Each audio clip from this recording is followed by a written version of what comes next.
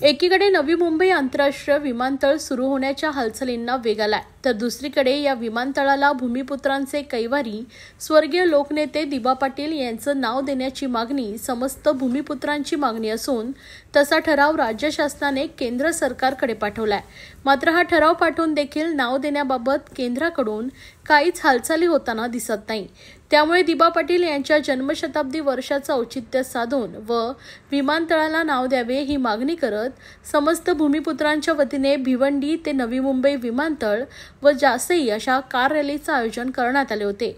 यावेळी ते बोलत होते। लोकनेते दिबा पाटील यांचे सध्या जन्मशताब्दी वर्ष सुरू आहे, तसेच त्यांचं नाव नवी मुंबई विमानतळाला देण्यात यावं अशी सर्व जनतेची मागणी आहे। त्या संदर्भात राज्य पातळीवरचे सर्व ठराव आणि प्रक्रिया पूर्ण होऊन सदरचा प्रस्ताव केंद्र सरकारकडे प्रलंबित आहे। येत्या काही दिवसात सदरचे विमानतळ सुरू होण्याची शक्यता आहे। मात्र नामकरणासंदर्भात शासकीय स्तरावर फार हालचाली दिसत नाही। मात्र केंद्रात काहीच हालचाली दिसत नाहीये। त्यामुळे दिबांना मानवंदना देण्यासाठी व सरकारचं लक्ष वेधण्यासाठी ही कार रॅली काढण्यात आली आहे आणि हा ट्रेलर आहे। ज्यावेळी समस्त भूमिपुत्र लाखोंनी रस्त्यावर उतरेल तेव्हा खरी ताकद दिसेल असा इशारा खासदार सुरेश म्हात्रे यांनी दिलाय। भिवंडी मानकोलीपासून नवी मुंबई विमानतळ ते जासई अशी रॅली निघाली असताना नवी मुंबईत अनेक ठिकाणी या रॅलीचे जल्लोषात स्वागत करण्यात आले। शक्ती प्रदर्शन म्हणण्यापेक्षा जो स्थानिक भूमिपुत्रांचा प्रतिसाद आपण पाहता, जी राष्ट्रीय नेते दिबा पाटील साहेबांविषयी आदर सन्मान आणि आमच्या मनात असलेला त्यांचा अभिमान आपण पाहत असाल आणि म्हणूनच या विमानतळाला कुठल्याही परिस्थितीत स्वर्गीय दिबा पाटील साहेब यांचं नाव द्यावं आणि तो आमचा हक्क आहे, आमचा अधिकार आहे आणि तो आमचा अधिकार आम्ही मिळवणार। काय वाटतं सरकारला यावेळी जागेल?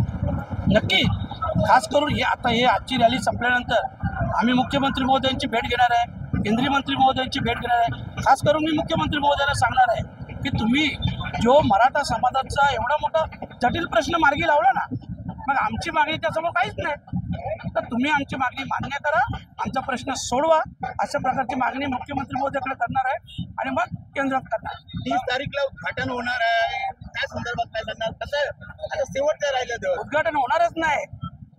जर नोटिफिकेशन नाही निघालं, दिबा पाटील साहेबांचं नाव लागलं नाही, तर उद्घाटन होणार नाही। हा आमचा ट्रेलर आहे, तुम्ही लाखोच्या संख्येने लोक पाहाल, मग उद्या धावपट्टीवर उतरायला लागलं तरी चालेल, ही लक्षात ठेवा।